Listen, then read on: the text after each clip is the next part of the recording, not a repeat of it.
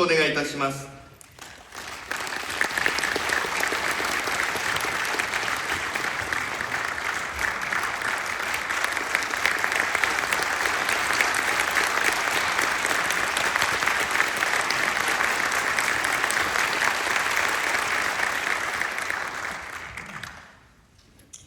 Good morning, family of Rotary. For those of you who attended last evening's dinner, you heard me talk about the importance of family. And I mentioned that my natural family was very small, only one brother. Because of that, my cousins, the children of my aunts and uncles, are very close. This morning I learned that my oldest cousin has passed away yesterday. And I learned that my brother has been hospitalized with a heart condition. So it is so important to me to be with my family of Rotary today to help me get through this very emotional day. So I thank you for, again, accepting me as part of your Rotary family. Today, I want to talk with you about the things that are magical about Rotary, starting with our Rotary theme. Now, I know most of you in the room, I know the district governors have heard the story, and my colleagues have heard the story, but there's probably one or two of you who have not heard the story about the magic of Rotary. So I want to share with you where that phrase came from and why I selected it to represent the work that we do. So in the year 2010, I traveled to the Dominican Republic with my Rotary district, which is Rotary District 7305. And we went to the Dominican Republic to install water filters. We were using the Rotary Foundation, back then the matching grant program, and so we were purchasing water filters and installing them in homes in the Dominican Republic. So my job was to go to homes, and I would put the water filter together, and I would show the family how to use it. And I'd show the family how to use chlorine to keep it clean. And the final step would always be to put dirty water in one side of the filter, and it would come out clean. In this particular home, there was a family of 5, a grandmother, a mother, and 3 little boys. So as I was doing the final test, putting dirty water in, and it would come out clean, and I did it again, and it would come out clean. When I stopped doing that test, one of the little boys ran up to me and tugged on my sleeve and said, lady, show me that magic again." So the phrase came from that experience in the Dominican Republic. And it occurred to me that the water filter was not the magic. What was magic was what was going to happen to that family now that they had access to clean water. Those little boys had not been going to school every day because they had been walking to find water. The mother did not have a job because she had stopped working to walk for water. Now with access to clean water, those boys could go back to school, that mother could find meaningful employment, and the lives of that family would change. That was the magic of Rotary. That was the magic that we all encounter every time we engage in a project. So I remembered that phrase, and as I thought about our year together, I realized that everything we do in the name of Rotary for a cause or to change the lives of people, to make a community better, to make the world better, is what is the magic of our organization. I also want to talk to you about something that you're going to hear so much more about, not only during this institute, but beyond. And that is something that's helping to make our organization magical, more magical, and that is the action plan. Now, you met this morning the 3 individuals who are action plan champions, and I know that they are going to lead you in learning more about how to use the plan. But I want to tell you a little bit about where the plan came from, why do we have it, and what it's not, and what it is. What should clubs do with it? So you know that Rotary's international membership trend has not looked very good. It's been like this internationally. Now, obviously, there are parts of the world where that may be a bit different, but overall, our membership has declined for about 30 years. And we talked about it, and we talked about it, and we talked about it. That's the problem. We talked about it.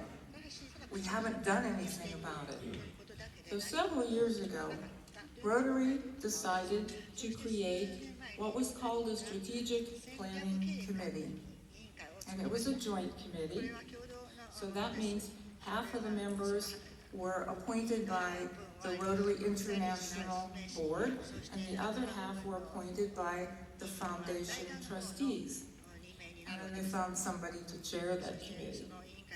And so our job was not to write the strategic plan. Our job was to conduct the research and the surveys to gather information that would help us craft what would become ultimately our action plan. So the very first thing we did as a committee was the typical things that you would do in what's known as a SWOT analysis. You may have heard of that if you're in business and industry. So we looked at what are the strengths of Rotary, what are the weaknesses, what are the opportunities, what things are threatening us. And then we did very, very intensive surveying. We reached out to all kinds of people, Rotarians, non-Rotarians, former Rotarians, Rotaractors, staff, alumni, and anybody for whom we had contact information. Received surveys from Rotary asking them important questions about what do we need to do to make sure that we have a future as an organization.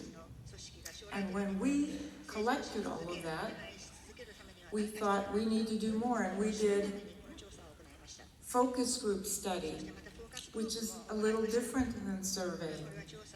In a survey, you sit at a computer and answer questions, or you do it with paper and pencil. But in focus group, you get into a room with other people. And then as questions are asked, you hear answers from the other people, and it may trigger in you something that you may not have remembered if you were doing just a survey. So we did focus group study. And then we also did in-depth interviewing, where we talked to people one-on-one to get additional information. So when that was all said and done, we had more than 1 million pieces of information. So then the Strategic Planning Committee role was to take all of that information and make sense out of it. So we looked for the patterns to create 2 important documents, or 2 important items. One was our beautiful vision statement, and you know it. Together, we see a world where people unite and take action to create lasting change around the globe, in our communities, and in ourselves. I always talk about the 2 most important parts of that vision statement for me. The first is the very first word, together. Together. It was Helen Keller who said, by myself, I can do some good things. But if I get together with others, I can do so much more. And that really exemplifies what happens in Rotary when we partner with organizations. When we began our polio eradication efforts in the mid-'80s, we had a few people who jumped on board as partners. But now we have so many more because of the impact we've had.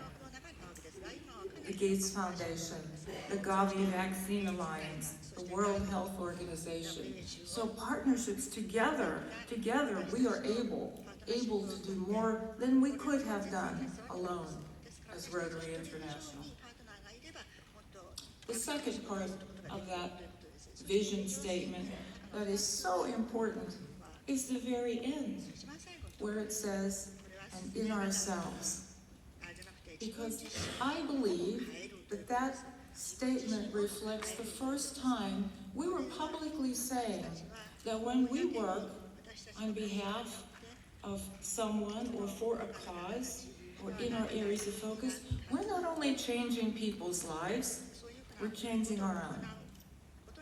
I cannot speak for you, but I have been doing Rotary service for 34 years, and I'm a much different person because of that activity. So it changes us as well. So that's a very, very well-received vision statement. The second time we looked at all of that information, we were looking for the strategies. We call them priorities.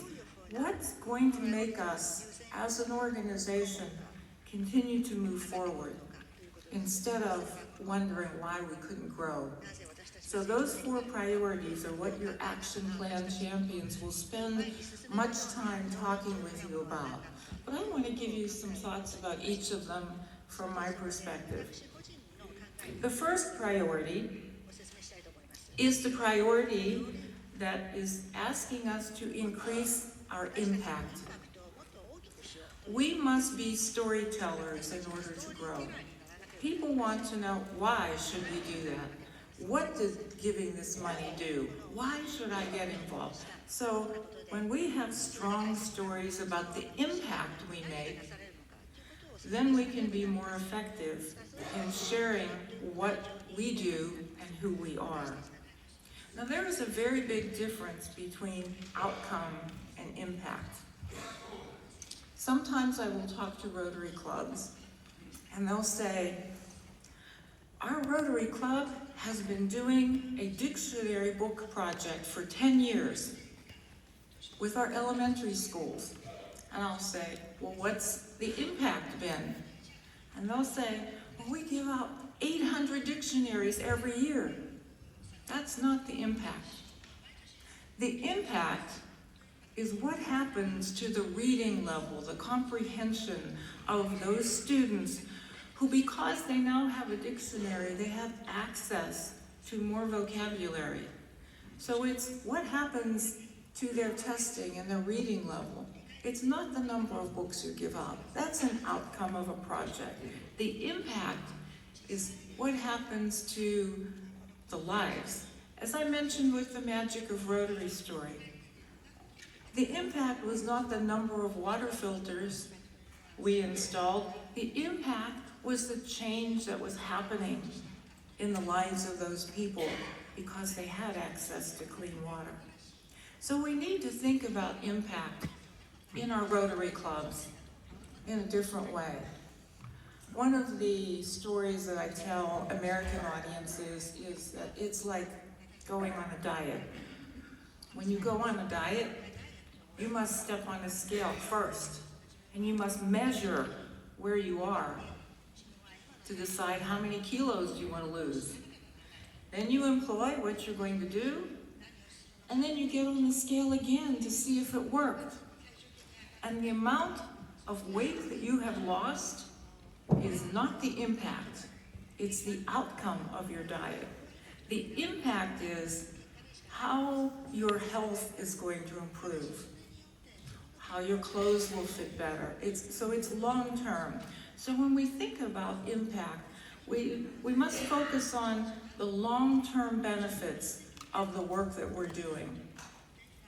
Very often I'll speak with clubs and they'll say, well, we've been doing this project for 20 years.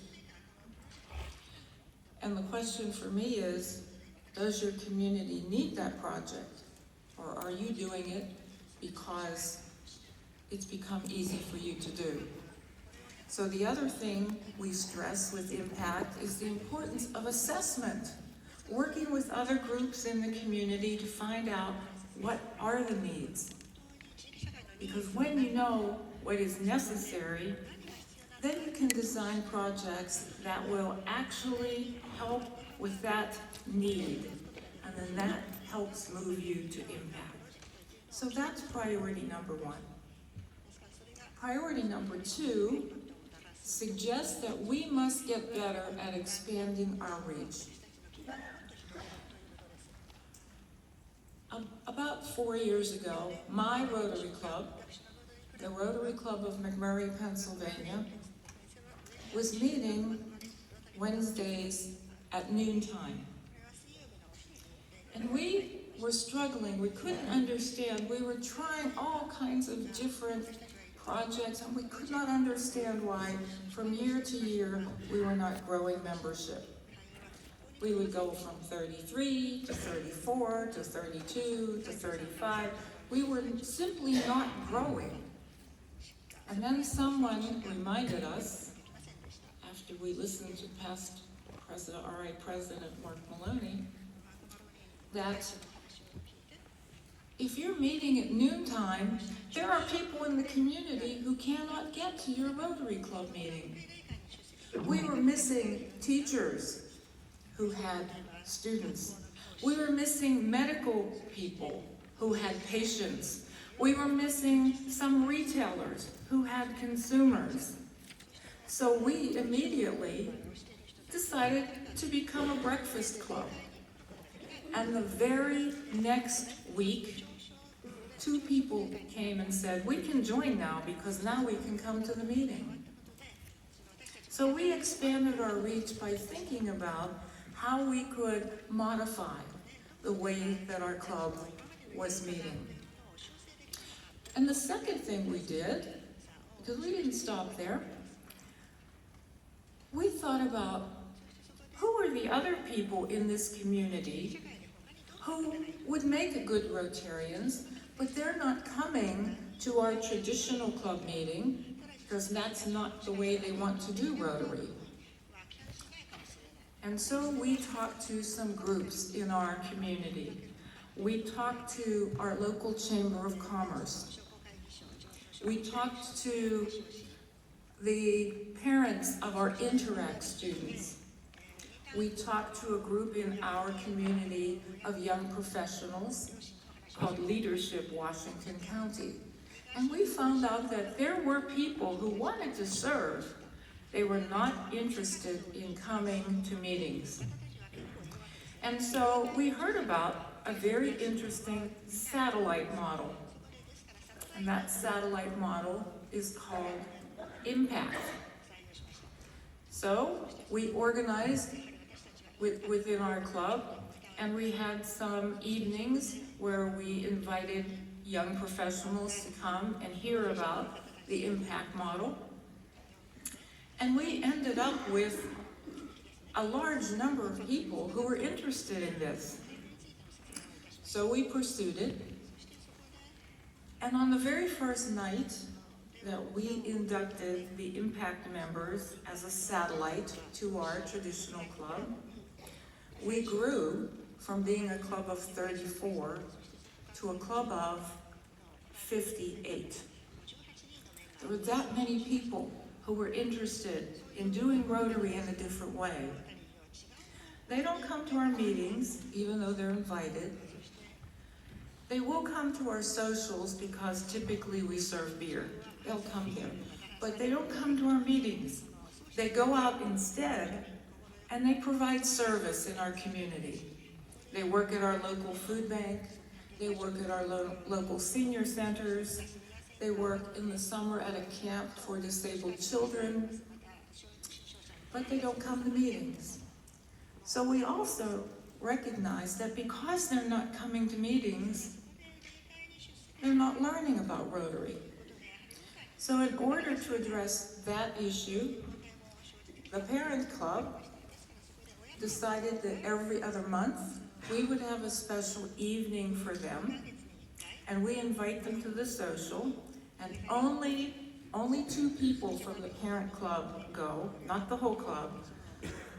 And those impact members come, and we have a social evening, but we talk about Rotary so that they begin to learn about our Rotary Foundation, about the history of our organization. So that's how we are educating our impact members. That model, that satellite model, has become very popular throughout the United States and other parts of the world. But it's not the only model. You know, before our council in 2016, our Council on Legislation, every Rotary club in the world did the same thing. Every club met 4 times a month. Every club took attendance. Every club rang bells. Most clubs sang, and there is nothing wrong with any of that. My club does all of that, and we like it. It's part of our tradition.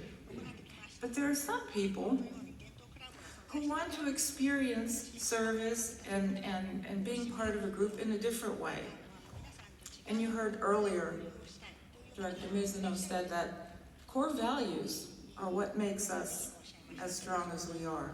So as long as people are holding on to our values of fellowship, leadership, integrity, diversity, and service, it really doesn't matter if they're an E-club, or a satellite club, or a corporate club, or a passport club. What matters is they want to do Rotary service. So we need to support all of those new models because that helps us expand our reach. The third priority is the priority that talks about enhancing participant engagement. When we use the word participant, we not only mean members, we do mean members, but we mean anyone who comes into the sphere of Rotary. It could be the parents of your youth exchange students. It could be the beneficiaries of your projects, but certainly it does mean members. The way that we get to know best about members who are already in our clubs is by asking them how we're doing. And that means surveying or questioning them at least once a year, maybe more often. And ask them questions about, do you like what's happening in our club? Do you like where we meet? Do you like when we meet? Are there projects that you would like to do that we are not attempting in an area of focus? Are you interested in the environment? We haven't done that yet. Tell us more about yourself that we can't see on your application. Get to know your members, because then you are better able to select your projects and your socials and your speakers. So from time to time, you are going to provide value to that member. And the value is what keeps a member in a club. You know, we're talking a lot about growing membership. And there are 3 ways to do that, and only 3 ways. But you have to do all 3 at the same time. We have to attract members to our existing clubs. We have to form new clubs for those people who would like to experience Rotary differently. And in a report that is for a 3-year period, and it is reported month by month. And for every zone in the world, including 1A, 2, and 3, there's one zone that it doesn't do this, but all zones except one, there's an interesting look to that graph. It goes like this. There is a dip that happens every December 31st and every July 1st. And that dip represents the people who are no longer in the club, no longer in the district, no longer in the zone. The good news is that after that dip, we tend to recover and invite more people and bring back people. And so that graph continues to do that, but it looks like the letter M in the English alphabet. We need to work on that dip, because if we recover from that low point, think about where we would be if we started without that low point. We would continue and we'd get more and more and more and have a chart that really keeps growing instead of dipping. And so that dip represents retention. It represents how do we keep people in our organization. All of you have been or are in business, industry, education, other professions. You know how hard it is to get a customer. And you know that it's easier to keep a customer than it is to go find another one. That is so true. It's very true in our Rotary clubs as well. And there are certain things that Rotary members around the world are expecting. But you know best what makes your Rotary club irresistible. But in general, there are several things that members around the world expect. They expect to have fun. They want an experience that is fun and engaging. They don't want to come and sit and not have fun. Their time is too valuable. They want meaningful service. They want service that really enhances the interest that they have. And they want to be involved in it. They want to be engaged. They're looking for professional development. A lot of people look at us as Rotarians and say, wow, there is so much experience in this Rotary Club. I would love to come in this Rotary Club and continue to develop. And that's especially true for our Rotaractors and our young professionals. So we really need to focus on how do we improve the experience. And that's basically another word for club culture. What's the culture of your club? If you were not a member of your Rotary Club and you saw an advertisement to go to your Rotary Club and you went, would you want to join it? I would. My current club is irresistible, but I would not join the second club that I belong to in my Rotary career, because that club was meet and eat, and that's all they did. So we really need to focus on creating the right kind of experience. Now, I mentioned that second club. Let me tell you the story about my Rotary journey. I'm in my third club. My first club, I was in for 10 years. Wonderful club, active. We did many things: community service, international service, youth exchange, all kinds of activity. But then I received a new job, and I was moving to a new community. So I joined the Rotary Club in that community. By that time, I was a previous district governor. So I went to meetings and meetings, but nothing was happening. They would meet and eat. Next week, meet and eat. And I would stand up and say, have we thought about doing the youth exchange program? And they would look at their feet. Or the next week I'd say, how about we try, and they would glaze over. I could not get that club to do anything except meet and eat. Fortunately, as a previous governor, I knew that I had options. I knew that I could do other things. So there was a club in the town right next to the first group. And so I went next door, and that's the club I'm in now. And I've been in this club for over a dozen years. And very active, very fun, and it's an exciting group. I never want to leave this club because it's fulfilling all of the things that I mentioned before. We have fun, the leadership of the club is great, we do meaningful service, so I'm going to stay there as long as I can. So we need to focus on making sure that we are engaging people in our club. Now sometimes I'll talk with clubs and they'll say, you know, we have all ages, all generations in our club. And some of the members who are veterans, they don't want to get engaged in the service. And I say there are ways to find a place for everyone.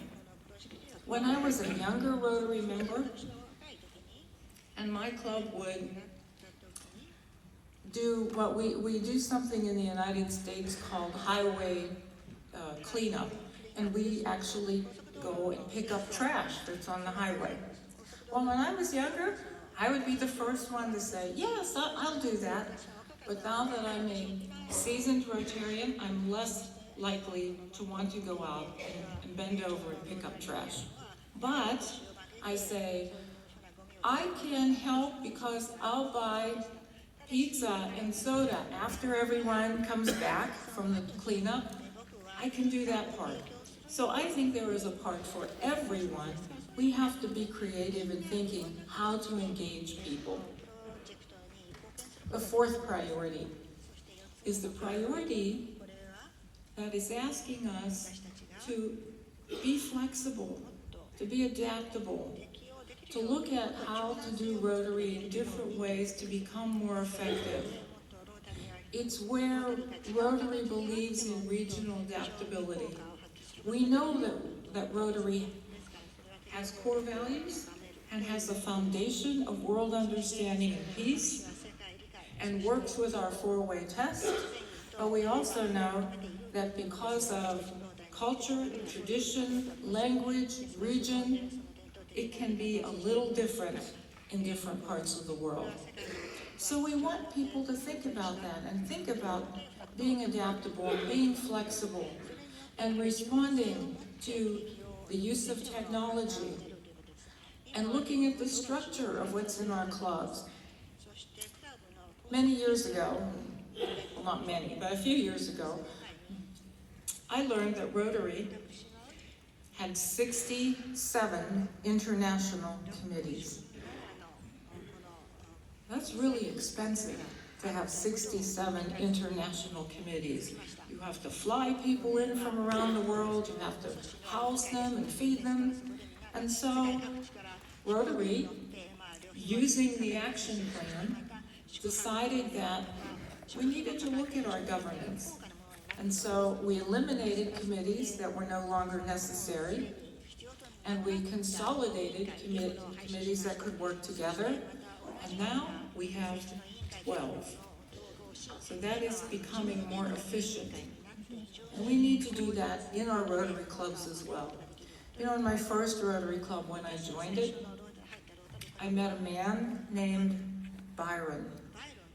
And Byron had been the treasurer for 34 years. That's a problem. We should have said to Byron, you've done such a great job, Byron. Why not put a manual together and we're going to pass it on to the next person who would like to be the treasurer. And we'd like you to do our golf outing or our gala. So that was our fault as a club. We have 1.2 million members around the world, talented, creative members, and there's plenty of hands to do the work of Rotary. So we need to help promote that in our clubs. So those are the 4 priorities. And you know, at Rotary International, the trustees, the foundation, and the Rotary board adopted those priorities early on. But the magic of Rotary doesn't happen in the boardrooms of the trustees or of the RI board. It happens where you are. It happens in your clubs. So that's why we have such strong advocates in our action plan champions. And we want clubs to embrace it. So, I'll tell you what it isn't. It's not a mandate. It is not Rotary saying, you must do the action plan. Not at all. It is a tool. It is a tool for any club in the world who wants to get better, who wants to become irresistible, who wants to stay irresistible. That's why it was created, simply to be a tool. So I hope that you will help get that message to your club if it is not already part of your weekly club or bi-weekly club meetings, to talk about the things that you're doing in your club and how do they fall from the action plan. That will help your club move into that fantastic, thriving future. The final thing I'd like to share with you this morning are some thoughts about public image. We have public image coordinators in our zones, in our districts, even in our clubs. But the truth of the matter is, every single one of us, me and you, are responsible for sharing the magic of Rotary. It's our job to talk about what Rotary is and why it will benefit people. The perception about Rotary around the world has not changed despite how much marketing we do, how many Rotary magazines we have, how much billboard advertising, television. It has not changed. People who do not know us still think that we are rich old men eating out. That's not who we are at all. We've brought in women. We've established new kinds of clubs, e-clubs, satellite clubs, corporate clubs. We are very different, and that's the message that we should be sharing with people. How different we are now. Because if we simply start talking about we're a membership organization and we have 7 areas of focus, they think it's old men doing that. And you know, we have issues. We want to bring in young people. We want to bring in our Rotaractors, our young professionals. So we must talk differently about our organization and make them see and understand the value of what we do. And it's not difficult. Wednesday, I was at International Christian University and going on a tour, the assistant director of the Peace Center was leading the tour. And after a while, I said to him, "Are you a Rotarian?" And he said, "Well, not yet. I could be recruited." It is that simple. It is that simple. I feel sorry for people who sit next to me on airplanes because I talk about Rotary so much, but that's what every one of us should do with our families, our friends, our neighbors, the people we work with. Everyone should know how much fun we are having in Rotary as we change the world, how diverse we are, how different we've become, because that's how we will continue to grow our organization. When I look in the mirror every morning, I know that I do not have 30 years in front of me to do Rotary, no more. But I see some faces out here that do. And that's what makes me so happy. Because when young professionals and Rotaractors and other people come into our organization, I know that they will be lined up behind me and they will continue the magic of Rotary after I'm gone. You know, when Paul Harris started Rotary in 1905, He did not imagine it to be a worldwide service organization at that time. He simply wanted some friends. That's why he started Rotary. And he found 3 other people, and he said, let's meet each week in your office and we'll rotate, which is how we got our name. The service came later. The international movement in Rotary came later when the first club in Canada was found. But as an organization, we have to continue to tell our story, to talk about what it is that we do. We are the oldest and the best organization in the world, and it is our job to tell everyone that story. Thank you so much for listening this morning. Arigato.